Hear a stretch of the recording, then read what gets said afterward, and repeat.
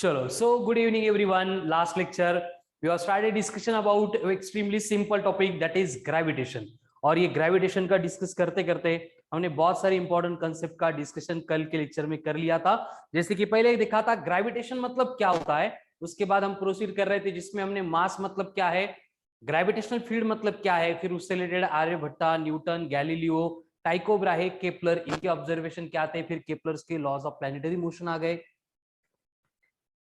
First law, second law and third law, तीनों law होने के बाद हमने फिर न्यूटन ने जो universal law of gravitation form किया था उसके बारे में इंफॉर्मेशन ली। फिर उसके बाद में और एक इंपॉर्टेंट पॉइंट का डिस्कशन किया था, that is acceleration due to gravity, and उस एक्सेलरेशन ड्यू टू ग्रेविटी का वेरिएशन, उसमें हमने दो वेरिएशन देखे, पहला ड्यू टू अल्टीट्यूड एंड दूसरा ड्यू टू डेप्थ। अब हम डिस्कस करने जा रहे हैं third variation in acceleration due to gravity, ठीक है, that is variation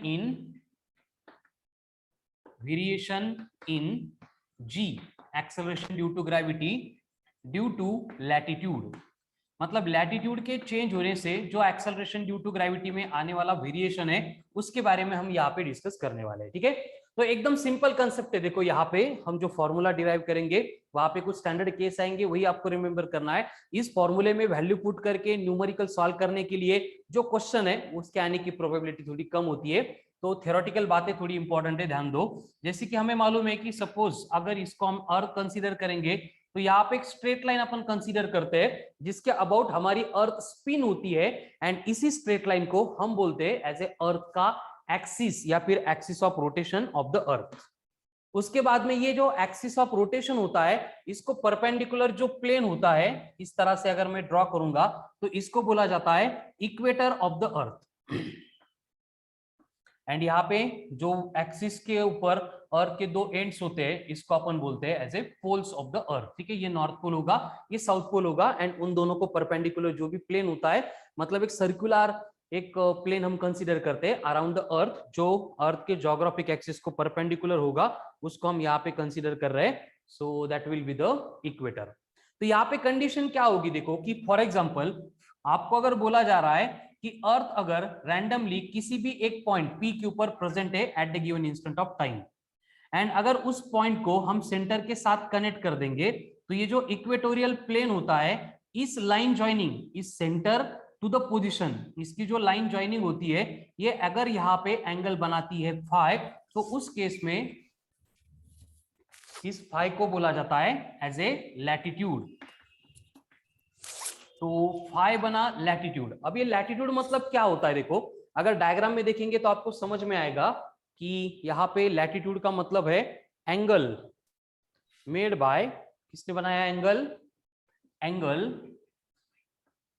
made by position vector, angle made by position vector of the position of body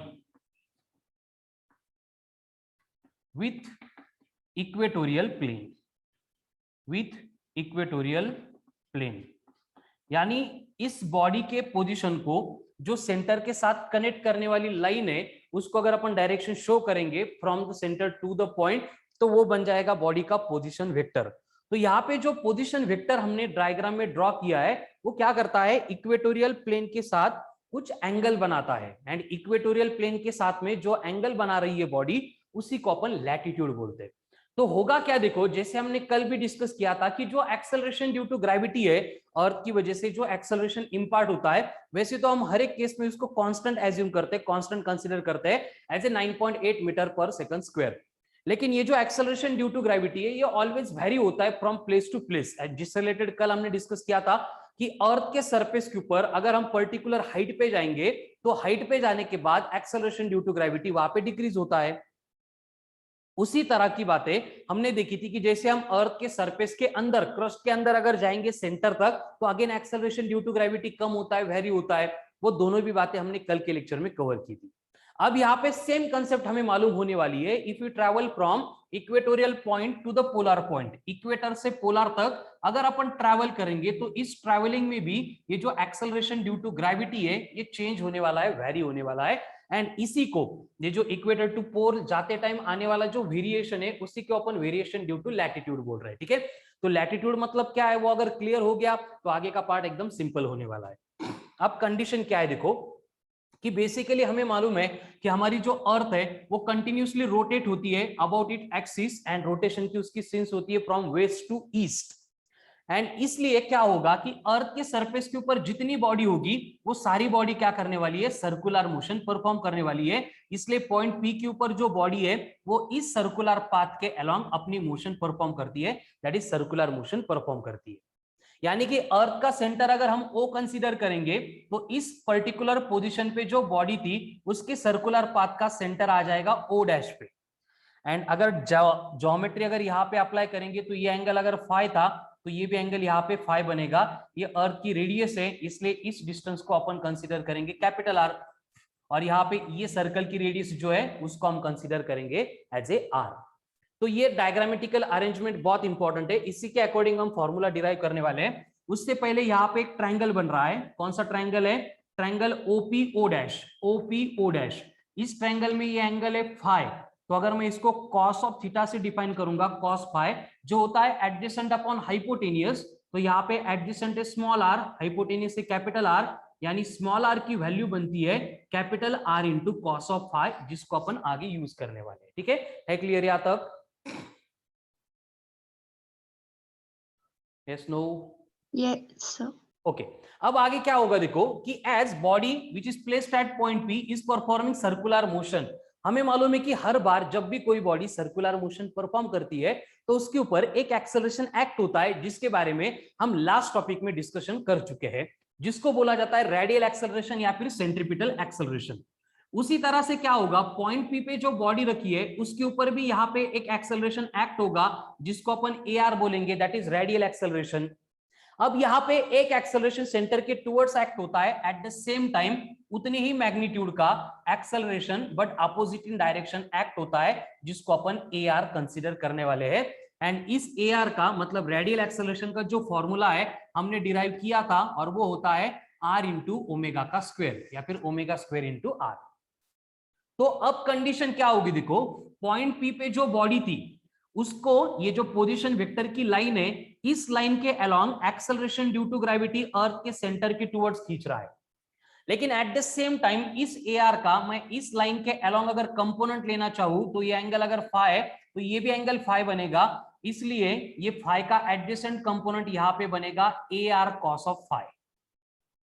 तो इस तरह से जितनी भी एक्सेलरेशन या फिर जितनी भी चीजें पॉइंट पी से रिलेटेड हमें रिक्वायर्ड थी वो सारी मैंने डायग्राम में शो कर दी है। सेम लाइन को अगर मैं यहाँ पे ड्रॉ करूंगा तो कंडीशन ये बन रही है, यहाँ पे पॉइंट पी है, ये सेंटर की towards acceleration due to gravity खींच रहा है, एंड सेंटर से अवे यहाँ पे ये रेडियल एक्सेलरेशन का एक कंपोनेंट उसको पुश कर रहा है। यानी कि पॉइंट पी के ऊपर जो दो एक्सेलरेशन एक्ट हो रहे हैं they are acting in the opposite direction, इसलिए क्या होगा, जो भी नेट एक्सेलरेशन पॉइंट पी के ऊपर एक्ट होने वाला है जी डैश, वो बनेगा g minus a are cos of phi. ये बनेगा g dash a r minus sorry g minus a are cos of phi. अब ये एक्सप्रेशन आया कहां से, सिंपल सी बात है, if two vectors are acting in the opposite direction then their resultant is given by their subtraction. इसलिए मैंने जी की and A are cos pi की सब्ट्रैक्शन कर दी। अब इनकी वैल्यू 1 बाय 1 पुट कर देते हैं। ए आर का फॉर्मूला ऊपर ही लिखा है, तो ये जो जी डैश है effective acceleration due to gravity, ये बनेगा g minus are into omega square into cos of phi. But यहाँ पे ये जो स्मॉल आर की वैल्यू है हमने पहले इसको कैलकुलेट करके रखा था, आर इंटू कॉस पाई। अगर मैं यहाँ पे पुट करूंगा तो ये जी डैश की वैल्यू मिलेगी, that will be G minus R omega square into cos मतलब कॉस स्क्वायर फाई, और ये बन गया expression for variation in acceleration due to gravity due to latitude. क्यों? क्योंकि यहाँ पे फॉर्मूले में फाई आ गया, फाई की टर्म आ गई, मतलब हमने लैटिट्यूड को इंट्रोड्यूस किया। We know that while travelling from equator to pole value of phi has to change, and ये जो फाई चेंज होगा, फाई के चेंज होने से ये जो एक्सेलरेशन ड्यू टू ग्रेविटी है ये भी वेरी होने वाला है। ठीक है, तो ये बन गया expression for variation in acceleration due to gravity due to latitude. है क्लियर सबको? Yes no? Yes, sir. Okay चलो स्क्रीनशॉट हो गया इसका। अब यहाँ पे बेसिक फॉर्मूला तो हमने डिराइव कर लिया, अब और कुछ इंपॉर्टेंट बातें सेम पार्ट से रिलेटेड हमें डिस्कस करनी है। देखो, अब कंडीशन क्या होती है, हमें मालूम है कि हमारी अर्थ कंटिन्यूअसली रोटेट होती है और उसके रोटेशन के लिए लगने वाला जो पीरियोडिक टाइम है वो होता है 24 आवर्स। यानी कि यहां से मैं ओमेगा इक्वल्स टू 2π/t, जो फॉर्मूला अपन पहले पढ़ चुके हैं एंगुलर वेलोसिटी का, वो अगर अप्लाई कर दूंगा तो यहाँ पे 2π अपॉन ये 24 आवर्स जो है, इसको 60 × 60 से मल्टीप्लाई करेंगे तो हमें अर्थ की रिवॉल्यूशन की स्पीड मिलती है, एंड जो आती है अराउंड 7.25 × 10⁻⁻⁻ रेडियन पर सेकंड। ये वैल्यू आपको अगर इसके ऊपर न्यूमेरिकल आ गया तो उसको सॉल्व करते टाइम हर बार पुट करनी है, तो इसको याद करो। उसके बाद हमें मालूम है कि अगर सेम पॉइंट को हम इक्वेटर पे कंसीडर करेंगे, अभी डायग्राम आपके सामने थी, तो मैं क्या करूंगा, पॉइंट पी को अगर इक्वेटर पे लेके आऊंगा तो ये जो लाइन ज्वाइनिंग, मतलब जिसको अपन पोजीशन वेक्टर बोल रहे थे, ये पोजीशन वेक्टर इक्वेटोरियल प्लेन में आ जाएगा, दोनों पैरेलल बन जाएंगे, इसलिए इक्वेटर के ऊपर जो फाई की वैल्यू होती है वो बनती है 0। एंड अगर ये फाई 0 बना तो वहां पे cos 0 की वैल्यू 1 होती है, इसलिए effective acceleration due to gravity जो है जी डैश बनता है g minus are into omega का स्क्वायर। अब यहां पे ये जो टर्म आती है r इंटू ओमेगा का स्क्वायर, जिसमें r का मतलब रेडियस ऑफ अर्थ है, जिसको अपन पहले भी यूज कर चुके हैं, वो है 6400 किलोमीटर।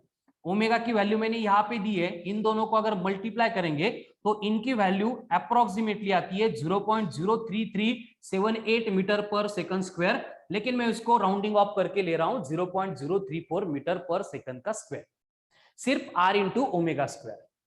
अब अगर सेम बात मैं यहाँ पे पोल पे करूंगा तो पोल पे होता क्या है, अभी जो डायग्राम थी उसके अकॉर्डिंग अगर देखेंगे, ये इक्वेटोरियल प्लेन है, मतलब ये लाइन चेंज होके ऐसे बनेगी, पोल के ऊपर जाएगी, मतलब यहाँ पे जो लैटिट्यूड है यानी फाई है, it will become 90 degree. And अगर ये फाई 90 डिग्री हो गया तो वहां पे बोलो cos ऑफ 90 कितना बनेगा, 0 बनेगा। अगर cos 90 0 है तो 0 इंटू एनीथिंग 0 बनता है, यानी g डैश की वैल्यू इक्वल्स टू होती है g। तो ये सारे डिस्कशन से हम यहाँ पे कंक्लूड कर सकते हैं कि while travelling from equator to pole, जैसे अपन इक्वेटर से लेके पोल पे या फिर पोल टू इक्वेटर ट्रैवल करते हैं, तो वहां पे जो भी resultant acceleration due to gravity है वो वेरी होने वाला है, एंड उसका जो वेरिएशन है इन दोनों का अगर कंपेयर करेंगे तो सबसे ज्यादा एक्सेलरेशन ड्यू टू ग्रेविटी कहां पे होता है, पोल या इक्वेटर पे, पोल पे, क्योंकि g जो वैल्यू है उसकी 9.8, उसमें से कोई नंबर सब्ट्रैक्ट नहीं हो रहा है, इसका मतलब हम यहां पे लिख सकते हैं कि g मैक्स होता है एट द पोल्स। पोल पे जाएंगे तो acceleration due to gravity maximum होता है, एंड ये जो g मिनिमम होता है वो कहां पे होता है, इक्वेटर होता है। यानी अगर हम इक्वेटर टू पोल ट्रैवल करेंगे तो एक्सेलरेशन ड्यू टू ग्रेविटी यानी g की वैल्यू वहां पे इंक्रीज होती है, एंड अगर अपन पोल टू इक्वेटर ट्रैवल करेंगे तो एक्सेलरेशन ड्यू टू ग्रेविटी की जो वैल्यू है वो वहां पे कम होती है यानी डिक्रीज होती है क्लियर?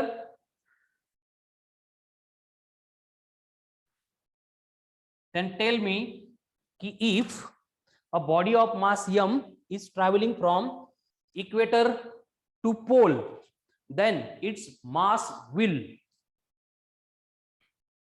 क्या होगा? एक बॉडी है इक्वेटर से पोल पे ट्रैवल कर रही है, तो उस केस में उस बॉडी का मास क्या होगा? कांस्टेंट। क्यों?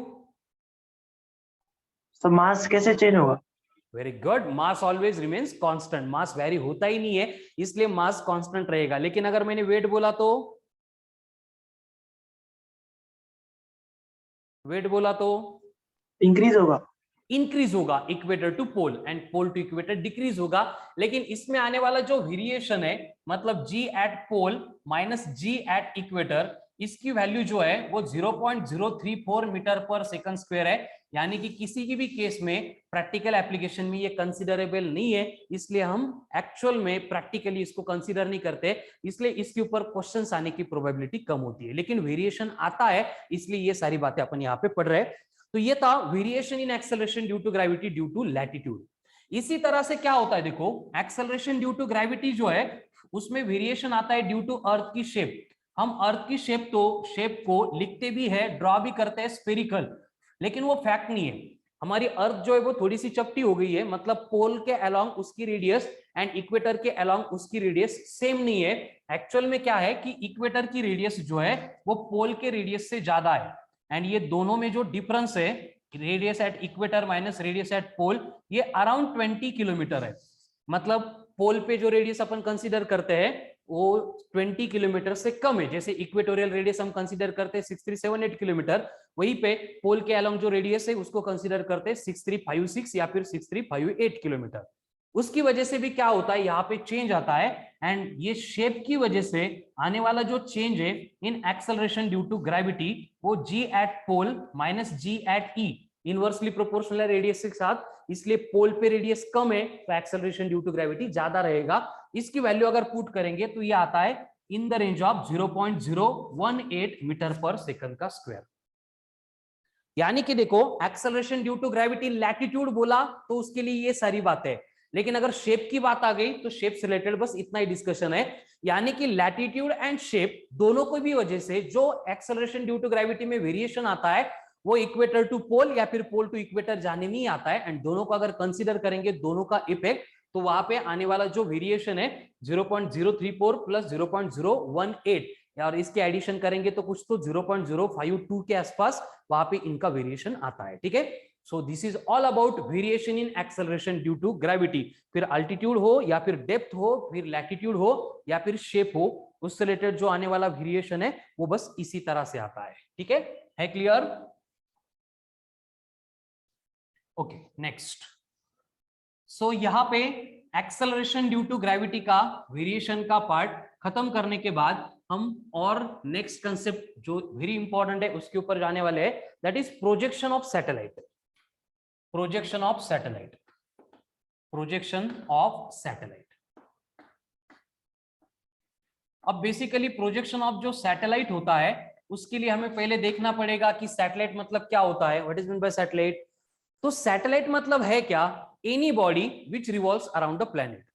कोई भी बॉडी किसी भी प्लैनेट के अराउंड अगर रिवॉल्व कर रही है तो उसको अपन सैटेलाइट कंसीडर करते हैं, लेकिन यहाँ पे बात स्पेसिफिकली अपन अर्थ की करेंगे। ठीक है, तो अर्थ के सराउंडिंग में जो भी बॉडीज रिवॉल्व करती है उसको अपन अर्थ के सैटेलाइट बोलेंगे। तो बेसिकली जो अर्थ के सैटेलाइट है वो दो टाइप के होते हैं। उसमें से एक सैटेलाइट होता है जिसको अपन नेचुरल बोलते हैं, जिसका हमारा कुछ भी संबंध नहीं, वो पहले से प्रेजेंट है, जैसे कि अर्थ का एक ही नेचुरल सैटेलाइट है, दैट इज मून। एंड इनको अगर छोड़ेंगे तो कुछ आर्टिफिशियल सैटेलाइट होते हैं जिनको हम बनाते भी है, हम प्रोजेक्ट भी करते हैं, एंड हमने प्रोजेक्ट करने के बाद वो अर्थ के सराउंडिंग में चक्कर भी मारते हैं, रिवॉल्यूशन भी परफॉर्म करते हैं। ठीक है, उनको बोला जाता है आर्टिफिशियल सैटेलाइट। अब ये जो आर्टिफिशियल सैटेलाइट होते हैं, अगेन इसके भी दो टाइप होते हैं। कुछ होते हैं जियोसिंक्रोनस, जियोस्टेशनरी या फिर कम्युनिकेशन सैटेलाइट, जिनका पर्पस होता है गूगल मैप में जो यूज होता है ना, रिमोट सेंसिंग, पर्टिकुलर एरिया पे वॉच रखना। तो इन सैटेलाइट की स्पेशलिटी ये होती है, जो जियो स्टेशनरी सैटेलाइट होते हैं, जिसको अपन कम्युनिकेशन सैटेलाइट ऐसे भी बोलते हैं, कि उनका पीरियोडिक टाइम अर्थ के पीरियोडिक टाइम के सेम होता है, यानी 24 आवर्स होता है। एंड उनकी जो रोटेशन की सिंस है अर्थ के डायरेक्शन में वो रोटेट होते हैं। इसलिए होता क्या है, उनको अगर अर्थ पे खड़े रह के, अगर जैसे कि फॉर एग्जांपल यहाँ पे फैन है, स्विच ऑफ है, तो फैन मुझे रेस्ट में दिख रहा है, लेकिन प्रॉब्लम क्या है कि फैन भी अर्थ के स्पीड के साथ अर्थ के रोटेशन के डायरेक्शन में ही जा रहा है, एंड मैं भी सेम डायरेक्शन में जा रहा हूं, इसलिए मेरी और फैन की रिलेटिव वेलोसिटी 0 बनती है।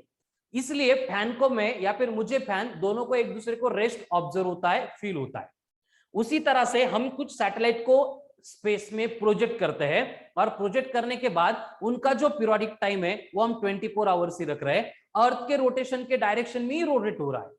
तो इसकी वजह से क्या होगा, वो अर्थ के ऊपर से अगर देखेंगे तो हमें वो स्टेशनरी लगेगा, या फिर उस सैटेलाइट से अगर अर्थ को देखेंगे तो वो कंटिन्यूअसली उसी एरिया के ऊपर रहेगा, यानी पर्टिकुलर एरिया की जो रिमोट सेंसिंग होती है उस पर्पस के लिए हम ये कम्युनिकेशन सैटेलाइट को यूज करते हैं, जिनका पीरियोडिक टाइम होता है 24 आवर्स, एंड जिनकी अर्थ के सरफेस के ऊपर जो हाइट है वो 36500 किलोमीटर इस रेंज में होती है। एंड अर्थ के सेंटर से सेम डिस्टेंस अगर कंसीडर करेंगे तो वो 42000 किलोमीटर इस रेंज में आती है, उसको बोला जाता है कम्युनिकेशन सैटेलाइट। एंड इनको छोड़ के दूसरे सैटेलाइट होते हैं जिनको अपन बोलते हैं लोअर ऑर्बिट या फिर पोलर सैटेलाइट, जिनकी हाइट 400 किलोमीटर, 600 किलोमीटर, 800 किलोमीटर होती है और जो बेसिकली यूज होते हैं फॉर वेदर फोरकास्टिंग एंड जिनका पीरियोडिक टाइम हम रखते हैं अराउंड 84 टू 85 मिनट्स, जिसकी वजह से क्या होता है वो 15 टू 16 टाइम्स पर डे अर्थ के सराउंडिंग में चक्कर कंप्लीट कर लेते हैं। तो हमें एक्यूरेट कौन सी जगह पे क्या क्या हो रहा है, वेदर कैसे चेंज हो रहा है, ये सारे पर्पस के लिए हम उसको परफेक्टली यूज कर सकते हैं। ठीक है, तो इस तरह के ये सैटेलाइट होते हैं। सेम पार्ट बुक में आपको डिस्क्रिप्टिव दिया है, थ्योरेटिकल पार्ट, उसको एक बार आप रीड करेंगे। अभी हम पॉइंट के ऊपर आएंगे, that is projection of satellite. अब ये सैटेलाइट का जो प्रोजेक्शन होता है, देखो while projecting any satellite into the space, जो मिनिमम रिक्वायरमेंट होती है वो होती है 2 स्टेज रॉकेट की। एक रॉकेट होता है जिसको अपन 2 स्टेज बनाते हैं, ये ऐसी फर्स्ट स्टेज, ये फर्स्ट स्टेज सराउंडिंग में, ठीक है, और यहाँ पे इस सेकंड स्टेज के ऊपर टिप पे ऐसे सैटेलाइट प्लेस किया जाता है। ठीक है, और यहाँ पे ये इसरो है या फिर नासा है, इस तरह से इसकी शेप होती है। तो बेसिकली क्या होता है, ये जो सराउंडिंग में आपको दिख रहा है ये फर्स्ट स्टेज है रॉकेट की। जब हम रॉकेट को लॉन्च करते हैं तो ये फर्स्ट स्टेज को अपन इग्नाइट करते हैं, और ये फर्स्ट स्टेज का काम क्या होता है, इस सैटेलाइट को अर्थ के सरफेस से ऊपर पर्टिकुलर हाइट पे लेके जाने का। जो भी रिक्वायर्ड हाइट है हम पहले कैलकुलेट करते हैं कि इस सैटेलाइट को कितनी हाइट के ऊपर अपन प्लेस करने वाले हैं और उसको कितने हाइट पे जाके रिवॉल्व करना है। तो जो प्री डिटरमाइंड हाइट होती है वो अटेन करने के बाद इसका जो फ्यूल है हम उतना ही फील करते हैं, ये खत्म होता है। उसके बाद हम फर्स्ट स्टेज को डिटैच कर देते हैं, कट कर देते हैं, निकाल देते हैं वहां से। बचती है सिर्फ सेकंड स्टेज। जो सेकंड स्टेज बची है हम उसको 90 डिग्री से रोटेट करते हैं, फिर इग्नाइट करते हैं एंड इग्निशन के बाद में ये क्या करते हैं, फिर हॉरिजॉन्टल डायरेक्शन में अपनी मोशन परफॉर्म करता है। यानी होता क्या है कि अगर ये हमारी अर्थ है, यहां से हमने सैटेलाइट को लॉन्च किया था एट हाइट एच पे, और इसको हम बाद में क्या कर रहे हैं, टेंजेंशियल डायरेक्शन में वेलोसिटी प्रोवाइड कर रहे हैं।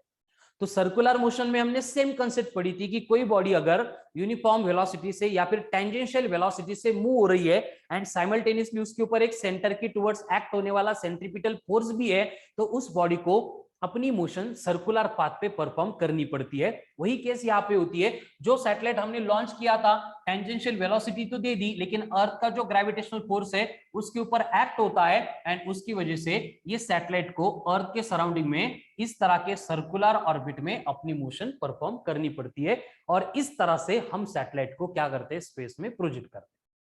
लेकिन प्रॉब्लम क्या होता है कि हर बार जो हमने डिटरमाइन किया था उसी तरह की कंडीशन मेंटेन नहीं हो पाती है, इसलिए सैटेलाइट का जो प्रोजेक्शन है मेनी टाइम्स वो फेल होता था, अभी भी कभी कभी फेल होता है। उसका रीजन ये है, देखो कि बेसिकली क्या होता है, यहां पे जाने के बाद सैटेलाइट को हमें एक वेलोसिटी देनी पड़ती है जिसको बोला जाता है एज ए क्रिटिकल वेलोसिटी। अब ये क्रिटिकल वेलोसिटी मतलब क्या है, तो बेसिकली क्रिटिकल वेलोसिटी मतलब ऐसी वेलोसिटी है जिसको अपन बोलेंगे minimum horizontal velocity.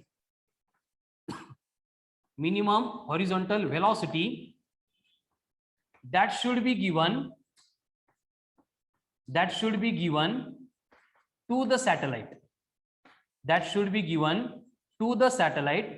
so that it can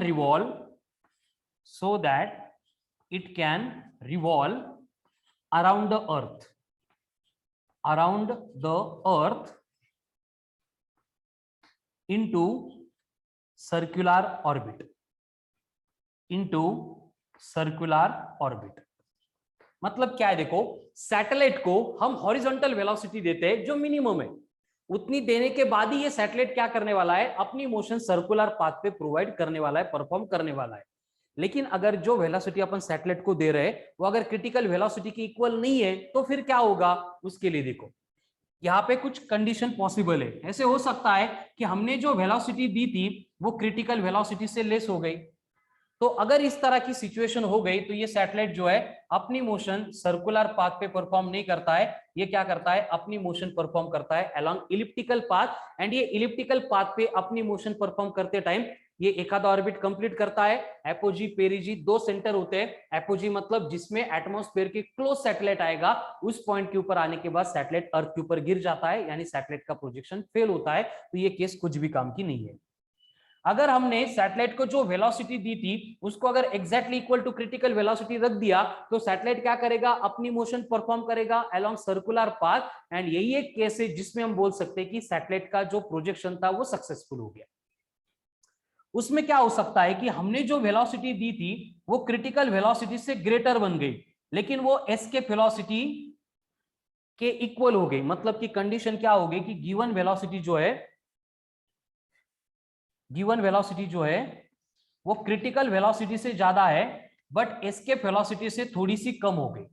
अब ये एस्केप वेलोसिटी मतलब क्या, इसी तरह से डेफिनेशन उसकी आएगी कि minimum velocity that should be given to the satellite so that it can escape from Earth's gravitational influence. Satellite earth के ग्रेविटेशनल इन्फ्लुएंस को छोड़ के चला जाता है और उसको जाने के लिए जो मिनिमम वेलोसिटी रिक्वायर्ड है उसको बोला जाता है एस्केप वेलोसिटी। मतलब वो एस्केप करेगा अर्थ के ग्रेविटी से। तो यहाँ पे अगर हमने सैटेलाइट को जो स्पीड दी है वो क्रिटिकल से ज्यादा है लेकिन एस्केप से अगर कम है, तो उस केस में सैटेलाइट अगेन क्या करता है, अपनी मोशन परफॉर्म करता है अलोंग इलिप्टिकल पाथ एंड फिर से अर्थ के सरफेस के ऊपर आके गिर जाता है और सैटेलाइट का प्रोजेक्शन फेल होता है। वहां पे और एक पॉसिबिलिटी है कि अगर सैटेलाइट को जो वेलोसिटी अपन दे रहे हैं वो अगर इक्वल टू एस्केप वेलोसिटी है, सैटेलाइट की वेलोसिटी अगर इक्वल टू एस्केप वेलोसिटी है, तो उस केस में सैटेलाइट क्या करेगा, अर्थ के सराउंडिंग में रिवॉल्व नहीं करेगा, वो पैराबोलिक पाथ फॉलो करके अर्थ के ग्रेविटी को छोड़ के निकल जाएगा कायमचा परत न येण्यासाठी। एंड वहां पे अगर उसको और पर्टिकुलर डायरेक्शन में अगर भेजना है तो हम गिवन वेलोसिटी एस्केप वेलोसिटी से ज्यादा मेंटेन करेंगे, तो फिर से वो क्या करता है, हाइपरबोलिक पाथ फॉलो करके अर्थ के ग्रेविटी को छोड़ के चला जाता है। तो these are the 5 possible cases in the projection of satellite. तो ये सारे डिस्कशन से हमारे लिए एक ही इंपॉर्टेंट केस थी V इक्वल टू VC। तो इसलिए हमें पहले अगर VC मालूम है तो सारी बातें हम यहाँ पे कंट्रोल कर सकते हैं। इसलिए हम डायरेक्टली नेक्स्ट पॉइंट के ऊपर जा रहे हैं and that will be the critical velocity. Critical velocity, अब क्रिटिकल वेलोसिटी मतलब क्या होती है, यहाँ पे मैंने डिफाइन ऑलरेडी कर दिया है, लेकिन कंडीशन क्या है, देखो कि यहाँ पे होता क्या है कि सैटेलाइट अर्थ के सराउंडिंग में सर्कुलर मोशन परफॉर्म करता है, और अगर सर्कुलर मोशन परफॉर्म करनी है तो वहां पे रिक्वायरमेंट होती है सेंट्रीपिटल फोर्स की। तो ये सेंट्रीपिटल का फोर्स का फॉर्मूला होता है mv²/r, जहां पे मैं m का मतलब मास ऑफ द सैटेलाइट, v का मतलब क्रिटिकल वेलोसिटी, जिस वेलोसिटी में सैटेलाइट सर्कुलर पाथ पे मूव होने वाला है, एंड स्मॉल r का मतलब ऑर्बिट की रेडियस, यानी अर्थ की रेडियस प्लस अर्थ के सरफेस से उस सैटेलाइट की height, that will be small r equals to capital R plus h, ये पुट करने वाला हूं, ठीक है। लेकिन यहाँ पे होता क्या है कि जो सेंट्रीपिटल फोर्स है ये प्रोवाइड करने के लिए ग्रेविटेशनल फोर्स होता है। तो यहाँ पे ग्रेविटेशनल फोर्स का फॉर्मूला बनेगा G capital M small m upon R का स्क्वायर। मीनिंग वही है, कैपिटल G मतलब universal gravitational constant, capital M is the mass of the earth, small m is the mass of the satellite, small r मतलब capital R plus h। तो होता क्या है कि अगर सैटेलाइट अर्थ के सराउंडिंग में सर्कुलर मोशन परफॉर्म कर रहा है तो उस केस में सेंट्रीपिटल फोर्स बनता है equal to gravitational force, and यहाँ पे m इंटू VC का square upon R is equals to capital G capital M small m upon R square. हमें इसको इक्वेट करना पड़ता है, फिर m r कैंसिल होके हमें क्रिटिकल वेलोसिटी के लिए फॉर्मूला मिलता है root of capital G capital M upon R। ये बनता है expression for critical velocity of the satellite which is revolving around the earth into circular orbit. Extremely important formula है।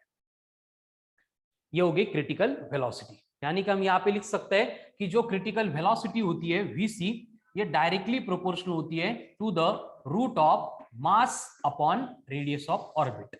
कैपिटल G तो constant है, उसको निकाल के हम प्रोपोर्शनलिटी साइन यहाँ पे इंट्रोड्यूस कर सकते हैं। तो ये बन गई आपकी क्रिटिकल वेलोसिटी। अब ये क्रिटिकल वेलोसिटी अगर हमें मालूम है तो वहां से अपन H निकाल सकते हैं। H निकाल लिया, उस हाइट पे जाने के बाद सैटेलाइट को 90 डिग्री से रोटेट करके अगर गिवन वेलोसिटी हमने प्रोवाइड कर दी तो सैटेलाइट क्या होगा, अर्थ के सराउंडिंग में सर्कुलर मोशन परफॉर्म करना शुरू कर देगा, मतलब सक्सेसफुली उसके ऑर्बिट में वो सेट हो जाएगा। ये बन गई क्रिटिकल वेलोसिटी। इसी से रिलेटेड नेक्स्ट पॉइंट आता है, that is periodic time of revolution of satellite. Periodic time of revolution of satellite. अब सैटेलाइट को जो अर्थ के सराउंडिंग में एक चक्कर मारने के लिए टाइम लगता है उसको बोला जाता है periodic time of revolution of satellite. यानी कि उसको अपन डिफाइन कैसे कर सकते हैं कि time required by the satellite to complete one revolution around the earth. अब यहाँ पे हम बेसिक फॉर्मूले सर्कुलर मोशन के पढ़ चुके हैं, तो वहां पे हमें मालूम है कि periodic time is given by T equals to होता है 2 पाई R अपॉन V। लेकिन यहाँ पे सैटेलाइट जो है वो सर्कुलर ऑर्बिट में अपनी मोशन परफॉर्म कर रहा है, इसलिए हम v को रिप्लेस कर सकते हैं बाय vc।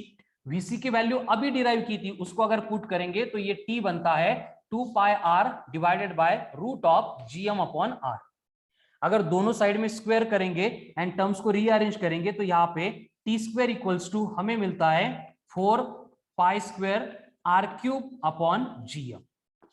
ये एक्सप्रेशन मिलता है जिसमें 4 pi square upon gm constant है, इसलिए केपलर के लॉ में जो रिलेशन मिला था वही रिलेशन हम सैटेलाइट के लिए भी अप्लाई कर सकते हैं। कल का रिलेशन था प्लैनेट एंड सन के लिए, आज का रिलेशन है अर्थ एंड सैटेलाइट के लिए।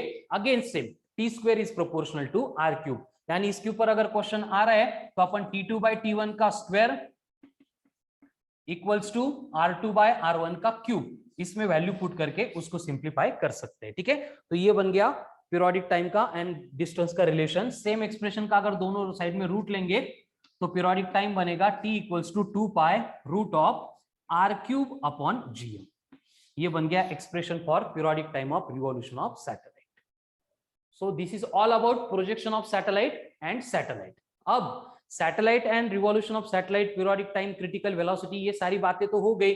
अब हमें सैटेलाइट के साथ में और भी बॉडीज है जिनके बारे में इंफॉर्मेशन लगती है, जिसके लिए अपन स्टडी करते हैं energy in case of gravitational field और ग्रेविटी। और यहाँ पे एनर्जी स्टडी करने के लिए हमें पहले इंट्रोड्यूस करना पड़ता है पोटेंशियल एनर्जी को। पोटेंशियल एनर्जी, और ये ग्रेविटी से रिलेटेड है, इसलिए सेम इसी पोटेंशियल एनर्जी को हम कंसीडर करते हैं as a gravitational potential energy. तो इसके डिराइव करने का एकदम सिंपल बेसिक फॉर्मूला है, सिंपल स्टेप है। देखो, जैसे कि फॉर एग्जांपल अगर मुझे ग्रेविटेशनल फील्ड में कुछ वर्क करना है, मैंने पहले ही लेक्चर में आपको थोड़ा सा इंट्रोडक्शन दिया था, तब मैं आपको बोल रहा था कि every work done will get stored in the form of energy. जो कोई भी वर्क डन होता है कहीं पे भी, वो हर बार क्या होता है, एनर्जी के फॉर्म में स्टोर होता है। डिपेंड करता है हम किस फील्ड के अगेंस्ट वर्क कर रहे हैं। जैसे कि हम अगर इलेक्ट्रिक फील्ड के अगेंस्ट वर्क करेंगे तो वो इलेक्ट्रोस्टैटिक पोटेंशियल एनर्जी के फॉर्म में स्टोर होगा। ग्रेविटेशनल फील्ड के अगेंस्ट वर्क करेंगे तो वो ग्रेविटेशनल पोटेंशियल एनर्जी के फॉर्म में स्टोर होगा। उसी तरह की यहाँ पे केस है। अब बात करते हैं वर्क डन की। जैसे कि फॉर एग्जांपल मेरे हाथ में ये चौक है और मुझे ये चौक फेंक देना है। अब ये चौक मुझे फेंकना है तो उसके लिए मुझे वर्क डन करना पड़ेगा। सेकंड केस में मैंने चौक को रिप्लेस करके हाथ में मोबाइल लिया और मोबाइल को फेंक दिया। दोनों केस में क्या होता है, जो वर्क की रिक्वायरमेंट है वो चेंज होती है। मतलब दोनों केस में जो वर्क डन होता है वो डिफरेंट होता है। क्यों डिफरेंट हुआ? क्योंकि दोनों बॉडी का मास चेंज हुआ। यानी कि हम यहाँ पे लिख सकते हैं कि ग्रेविटेशनल फील्ड में जो भी वर्क डन करना पड़ता है वो डिपेंड करेगा मास के ऊपर। मोबाइल के छोड़ के अगर मुझे टेबल को उठा के फेंकना है तो उस केस में मुझे और ज्यादा वर्क डन करना पड़ेगा। यानी कि हर बार अगर मास चेंज होगा तो वर्क डन चेंज होगा, मास इंक्रीज होगा तो वर्क डन इंक्रीज होगा। यानी जो भी वर्क रिक्वायर्ड होता है that will depend only on the mass of the body. तो अगर यहाँ पे W is directly proportional to m है तो यहाँ पे प्रोपोर्शनलिटी साइन को हम रिप्लेस करके यहाँ पे V को लेके आते हैं और ये W बनता है V इंटू m, यानी V का फॉर्मूला मिलता है हमें W बाय m। एंड इस V को बोला जाता है as a gravitational potential. V का मतलब होता है ग्रेविटेशनल पोटेंशियल। यहां से फॉर्मूला मिल गया, यूनिट बनेगा जूल पर केजी। और आपको एक बात याद रखनी है कि ग्रेविटेशनल पोटेंशियल जो है वो ऑलवेज क्या होता है, निगेटिव होता है।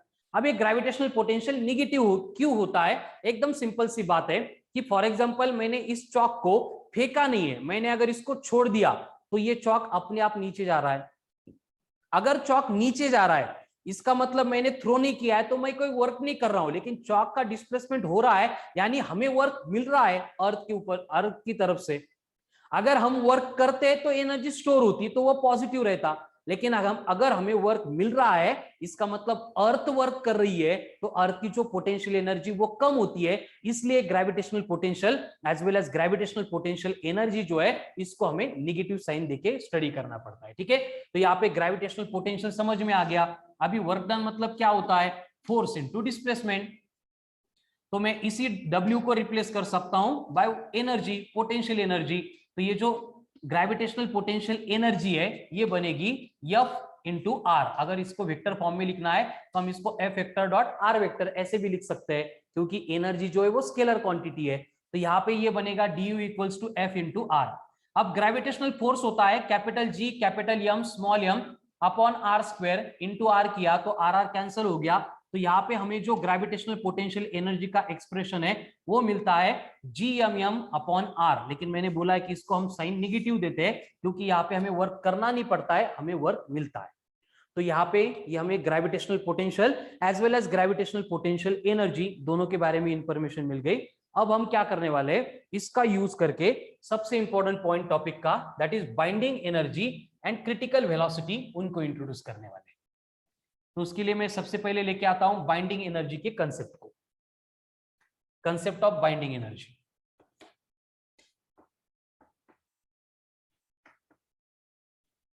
अब ये बाइंडिंग एनर्जी का मतलब क्या होता है, आपने स्ट्रक्चर ऑफ एटम में भी पढ़ा है कि न्यूक्लियस के सराउंडिंग में जो इलेक्ट्रॉन्स होते हैं वो सर्कुलर मोशन परफॉर्म करते हैं, और वो सर्कुलर मोशन परफॉर्म इसलिए करते हैं क्योंकि न्यूक्लियस का जो फोर्स ऑफ अट्रैक्शन है उनको पकड़ के रखता है, या फिर इलेक्ट्रॉन के पास की जो टोटल एनर्जी वो कम होती है, निगेटिव होती है। जैसे हाइड्रोजन एटम में फर्स्ट ऑर्बिट में अगर इलेक्ट्रॉन रिवॉल्व कर रहा है तो उसकी टोटल एनर्जी होती है -13.6 इलेक्ट्रॉन वोल्ट। इसका मतलब क्या होता है कि इस एनर्जी के कम होने की वजह से इलेक्ट्रॉन वहां पे रिवॉल्व कर रहा है। अगर इलेक्ट्रॉन को एनर्जी मिल गई तो वो जंप कर करके आउटर मोस्ट शेल में आके वहां से फ्री होता है, फिर वो फ्री इलेक्ट्रॉन बनता है एंड कंडक्टर में करंट फ्लो करने के लिए रिस्पॉन्सिबल होता है। इसी तरह से यहाँ पे ग्रेविटी में अगर डिस्कस करेंगे कि हम हैं या फिर अर्थ के सराउंडिंग में, सरफेस पे या फिर सराउंडिंग में रिवॉल्व होने वाली कोई भी बॉडी है, तो ये सारी बॉडी को अर्थ की एक एनर्जी है जो पकड़ के रख रही है, एंड उसकी वजह से हम अर्थ के सरफेस के ऊपर है। हमें अगर दूसरे प्लेनेट पे जाना भी है तो ऐसे उड़ के नहीं चला जा सकते, जंप किया और चले गए। हमें स्पेसक्राफ्ट बनाने पड़ते हैं, फ्यूल फिल करना पड़ता है, बड़ा बड़ा 1000-2000 कोटि का प्रोजेक्ट करना पड़ता है, उसके बाद हम दूसरे प्लेनेट के ऊपर मतलब अर्थ की ग्रेविटी के बाहर जा सकते हैं। इसका मतलब हमें कोई तो बाइंड करके रख रहा है, तो वो कौन है, ये कंसेप्ट यहाँ पे हमें मिलने वाली है। इसकी डेफिनेशन होती है बाइंडिंग एनर्जी की, amount of energy required by the body to escape from earth gravitational influence. किसी भी बॉडी को अर्थ के ग्रेविटेशनल इन्फ्लुएंस से फ्री होने के लिए जो अमाउंट ऑफ एनर्जी रिक्वायर्ड है, नेसेसरी है, उसको बोला जाता है बाइंडिंग एनर्जी। अब कंडीशन क्या है, देखो ये बाइंडिंग एनर्जी हम फाइंड करेंगे पहले बॉडी के लिए जो resting on the surface of अर्थ है, मतलब हमारे जैसी कि जो अर्थ के सरफेस के ऊपर है। तो बाइंडिंग एनर्जी कैलकुलेट करने के लिए पहले हमें कैलकुलेट करनी पड़ेगी उस बॉडी की टोटल एनर्जी। यहाँ पे बात सिर्फ मैकेनिकल एनर्जी की होगी, इसलिए टोटल एनर्जी बनेगी equals to kinetic energy plus potential energy. अगर बॉडी अर्थ के सरफेस के ऊपर है मतलब उसको रेस्ट में एज्यूम करना पड़ेगा, मतलब उसकी काइनेटिक एनर्जी बन जाएगी 0। लेकिन पोटेंशियल एनर्जी 0 नहीं बनेगी, और उसका एक्सप्रेशन हमने अभी अभी डिराइव किया था जो था -GM अपॉन स्मॉल r। लेकिन सरफेस की बात चल रही है तो वहां पे h 0 होगा, यानी small r will be replaced by capital R only. और इन दोनों को अगर मैं ऊपर के एक्सप्रेशन में पुट कर दूंगा तो मुझे टोटल एनर्जी का एक्सप्रेशन मिलेगा -GM अपॉन कैपिटल R। यानी कि हमारे पास ग्रेविटेशनल पोटेंशियल एनर्जी जो कुछ भी है वो इतनी है, इतनी है, मतलब इसकी वैल्यू अगर देखेंगे तो ये निगेटिव आ रही है, इसका मतलब इतनी एनर्जी हमारे पास कम है, यानी कि इतनी ही एनर्जी से अर्थ हमें पकड़ के रख रही है।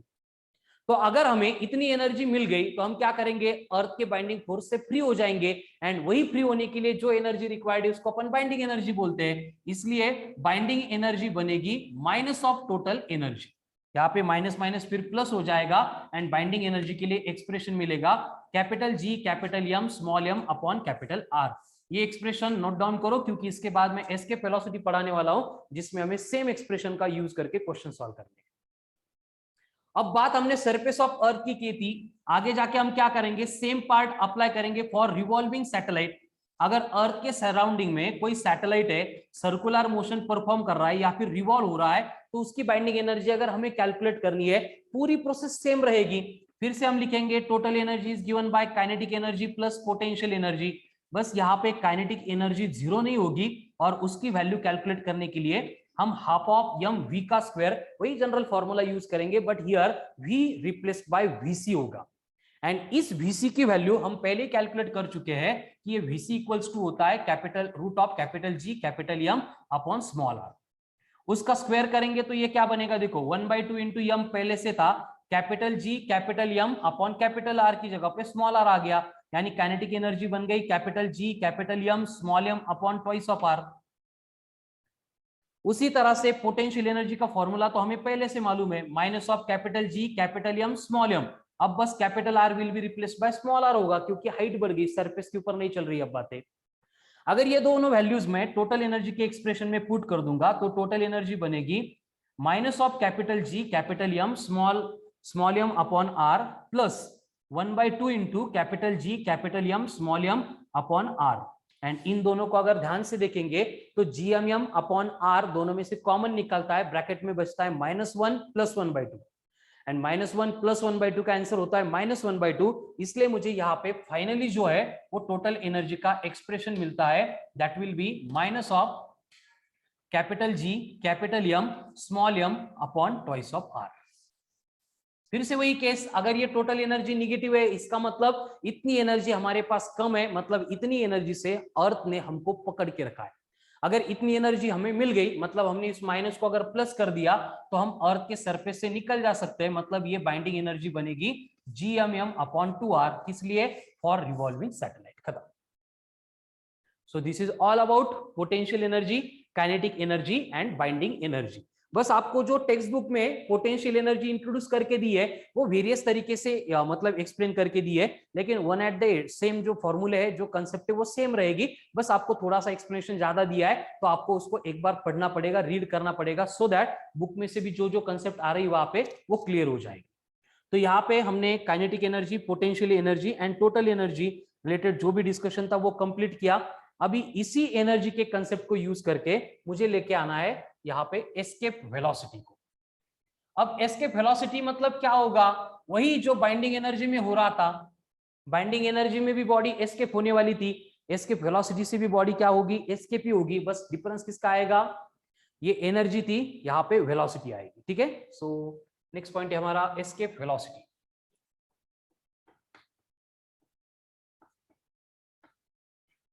अब ये एस्केप वेलोसिटी जो है इसका नोटेशन होगा v सफिक्स ई, एंड इसकी डेफिनेशन क्या होगी, वही जो बाइंडिंग एनर्जी की थी, बस एनर्जी को रिप्लेस करके वेलोसिटी लिखना पड़ेगा। तो एस्केप वेलोसिटी को अपन डिफाइन करेंगे minimum amount of velocity that should be given to the body, satellite नहीं होगा, कोई भी बॉडी हो सकती है, so that it can escape from earth's gravitational influence. Minimum amount of energy velocity जो बॉडी को देने के बाद बॉडी अर्थ के ग्रेविटी को कायमचं परत न येण्यासाठी छोड़ के चली जाएगी, उसको बोला जाता है एस्केप वेलोसिटी। अब कंडीशन क्या है, देखो हमने अभी प्रूव किया था कि कोई बॉडी अगर अर्थ के सरफेस के ऊपर है तो उसके पास जो टोटल एनर्जी होती है, बाइंडिंग एनर्जी होती है, वो GMM अपॉन R है। तो अगर हमें किसी बॉडी को अर्थ के सरफेस के ऊपर से अगर एस्केप कराना है तो हमें क्या करना पड़ेगा, उस बॉडी को बाइंडिंग एनर्जी देनी पड़ेगी, लेकिन एक पर्टिकुलर फॉर्म में, जिसको अपन बोलेंगे काइनेटिक एनर्जी, तभी तो बॉडी मोशन में सेट होगी। आप बोलेंगे सर हीट एनर्जी देंगे, जल के खत्म हो जाएगी लेकिन एस्केप नहीं होगी, होगी तो कायमची होगी, वो कुछ काम का नहीं है। तो यहाँ पे काइनेटिक एनर्जी इक्वल्स टू बन गया बाइंडिंग एनर्जी। अब काइनेटिक एनर्जी का एक्सप्रेशन होता है 1/2 इंटू एम इंटू वी का स्क्वायर, एस्केप होने वाला है इसलिए VE लिख देते हैं, इक्वल टू बाइंडिंग एनर्जी का फॉर्मूला है capital G capital M small m upon capital R। तो यहाँ पे एक m कैंसिल हो जाएगा और यहाँ पे एस्केप वेलोसिटी के लिए हमें फॉर्मूला मिलेगा √2gm अपॉन कैपिटल R। ये बन गया expression for escape velocity from the surface of earth. And इसमें सारे कांस्टेंट है, इनकी वैल्यू अगर पुट कर देंगे तो अर्थ के लिए ये जो एस्केप वेलोसिटी है वो है 11.2 किलोमीटर पर सेकंड। किलोमीटर पर आवर बोला होता तो हम बाइक पे या फिर भागते भागते भी एस्केप हो सकते थे, लेकिन यहाँ पे किलोमीटर पर सेकंड लिखा है। एक सेकंड में 11.2 किलोमीटर इतना डिस्टेंस अगर ट्रैवल हो रहा है किसी बॉडी से, तो वो बॉडी जो है वो अर्थ के सरफेस के ऊपर से एस्केप हो जाएगी, स्पेस में चली जाएगी, कायमची परत न येण्यासाठी। ठीक है, तो यहाँ पे जो एस्केप वेलोसिटी का एक्सप्रेशन है इसमें हमने कहीं पे भी स्मॉल m नहीं लिखा है, मतलब एस्केप वेलोसिटी के बारे में अपन बोल सकते हैं, ये नोट डाउन करना है आपको बाद में, कि it is independent of mass of the body, ये बॉडी के मास के ऊपर डिपेंड ही नहीं करती है। दूसरा मतलब independent of mass of the body मतलब छोटा कुत्ता प्रोजेक्ट करो या फिर बड़ा हाथी प्रोजेक्ट करो, दोनों भी केस में क्या होगा, उनके लिए एस्केप वेलोसिटी सेम ही रहेगी। देन यहाँ पे एंगल की कोई बात नहीं आ रही है, थीटा नहीं आ रहा है, इसका मतलब it is independent of angle of projection, बस अर्थ के अंदर मत प्रोजेक्ट करो, है ना, उससे प्रोजेक्ट नहीं होगी। प्रोजेक्ट करने के लिए जो कंफर्टेबल डायरेक्शन है, किसी भी डायरेक्शन में आप प्रोजेक्ट करेंगे इस स्पीड से, तो बॉडी को एस्केप होना ही पड़ेगा। ठीक है, उसके बाद में यहां पे और एक कंडीशन आती है कि फॉर एग्जांपल अगर कोई रिवॉल्विंग सैटेलाइट है, रिवॉल्विंग सैटेलाइट है लेकिन very close to the earth है। अब ये वेरी क्लोज टू अर्थ ये वर्ड अगर आ गया तो उस वर्ड में इनको बोलना होता है कि जो स्मॉल आर की वैल्यू होती है वो डायरेक्टली कैपिटल आर ले लो, क्योंकि एच वहां पे नेग्लिजिबल है। तो उस केस में अगर देखेंगे क्रिटिकल वेलोसिटी का फॉर्मूला वो बनेगा root of GM upon R. हमने देखा है एस्केप वेलोसिटी का फॉर्मूला वो है root of 2gm upon are. तो यहां पे अगर root of GM upon R है, यहां पे root of 2gm upon R है, मैं अगर इसको रूट में ऐसे 2 इंटू रूट में जीएम अपॉन आर ऐसे लिखूंगा, कोई फर्क नहीं पड़ता है, रूट में मल्टीप्लीकेशन है तो सेपरेट कर सकते हैं, लेकिन ये root of GM upon R को ही अपन वीसी बोल रहे हैं। इसका मतलब ये रूट 2 इंटू वीसी रिलेशन आ रहा है, यानी कि एस्केप वेलोसिटी बन गई equals to root 2 times of VC. लेकिन ये रिलेशन कब एप्लीकेबल है? Only if satellite is revolving very close to the surface of earth.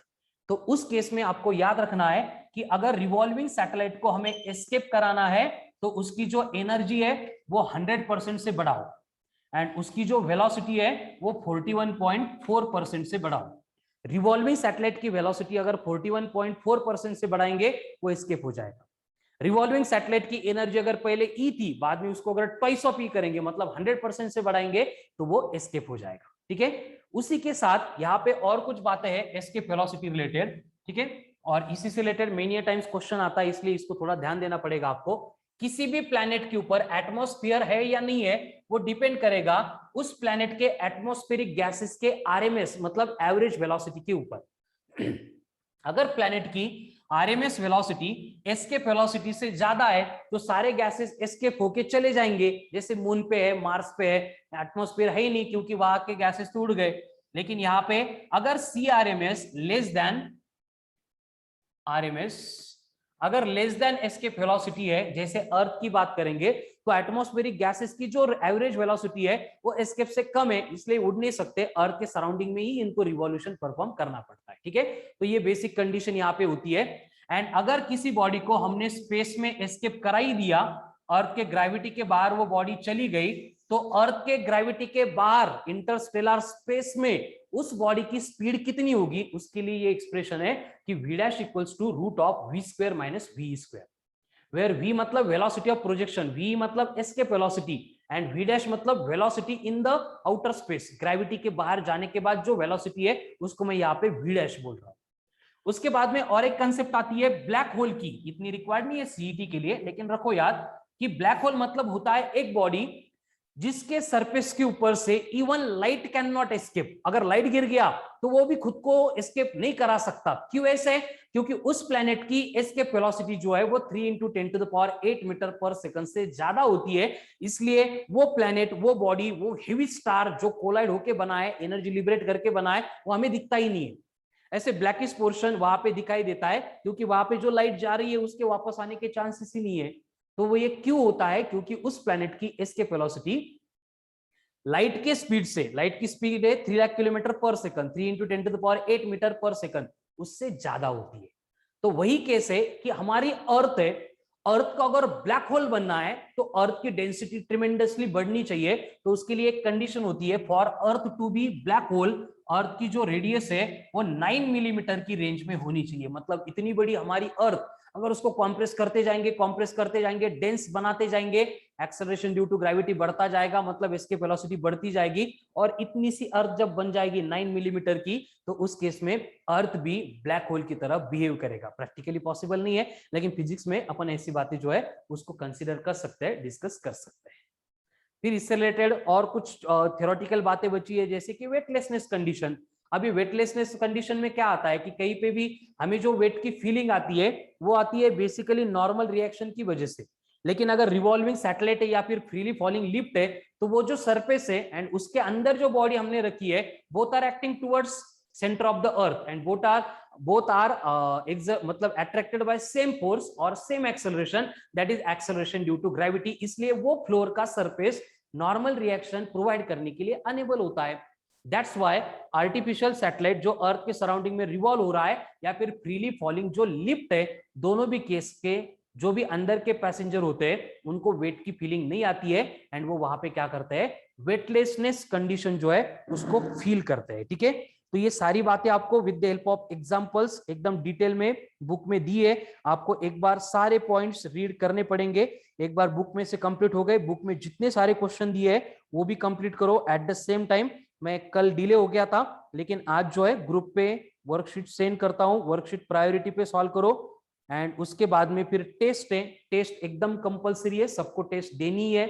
Test नहीं देंगे तो आपको खुद को इवेल्युएट करने की अपॉर्चुनिटी नहीं मिलेगी। ठीक है, तो ग्रेविटेशन से रिलेटेड इतना ही सिलेबस हमें सीईटी के लिए डिस्कस करना था। ठीक है, so this is all about gravitation. यहाँ पे ग्रेविटेशन का पार्ट कंप्लीट हो गया है। तो ग्रेविटेशन के कंप्लीट होने से हमने यहाँ पे motion in a plane, laws of motion and gravitation 3 topic complete किए। तो आज ग्रेविटेशन की वर्कशीट, उसके बाद में दोनों टॉपिक जो पहले की हुए हैं उनकी भी सारी वर्कशीट फिर से सॉल्व करना है, क्योंकि डे आफ्टर टुमारो, कल का पूरा दिन मैं आपको प्रिपरेशन के लिए दे रहा हूं। कल लेक्चर नहीं है, तीनों टॉपिक आपको प्रिपेयर करने हैं। तीनों टॉपिक की जो भी वर्कशीट पेंडिंग है वर्क वो कंप्लीट करना है। मतलब डे आफ्टर टुमारो यानी आई थिंक फ्राइडे आता है, उस फ्राइडे को unit test will be there जिसमें तीनों टॉपिक्स रहेंगे बेस्ड ऑन सीईटी। क्लियर?